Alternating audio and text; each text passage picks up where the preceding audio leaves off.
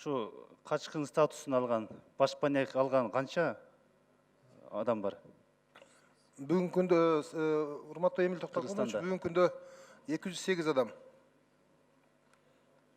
70 адам бар. Алар кандай укуктарга ээ?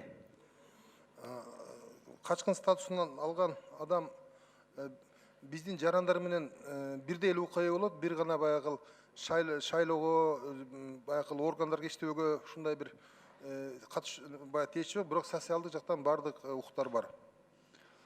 Жумушка кире алабы? Жумушка кире алат. Сиздерден билесиз да? Уруксат кагазы жок, жумушка уруксат албай киргенге укугу бар. Баягы силерге төлөгөн төлөм жок, Төлөмү калган убакыт ишке кире биздин берет. жарандар менен бирдей эле. Пенсияда адамдар кандай? Пенсия алып калабы анда? Бул жагы мыйзамда каралып элек, азыр мына чет өлкөлүк жаран болбой эсептелгенине байланыштуу ал пенсиялык жагы каралган эмес.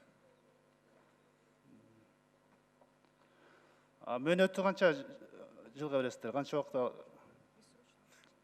Бул эми жүре алышат? бессрочный, баягы качкын деген статус бул бессрочный болот. Анан баягы демейде качкын статусун алгандар бизде мына 208 деп айтабыз.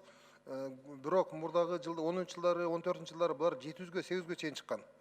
Сириядан көп болуп, кийин бардыгы башка мамлекеттерге, Европа мамлекеттерине кетип калышты. Булар эми мындай биздин мамлекетти утурумдуу качкын болуп турат. Кийин булар башка өлкөнүн өлкөлөргө кеткенге аракет кылышат. Өкмөттөн, мамлекеттен башка төлөндө жок, акча төлөнбөйт. Жок, төлөнбөйт. Статус үчүн төлөнбөйт. Төлөнбөйт. Рахмат.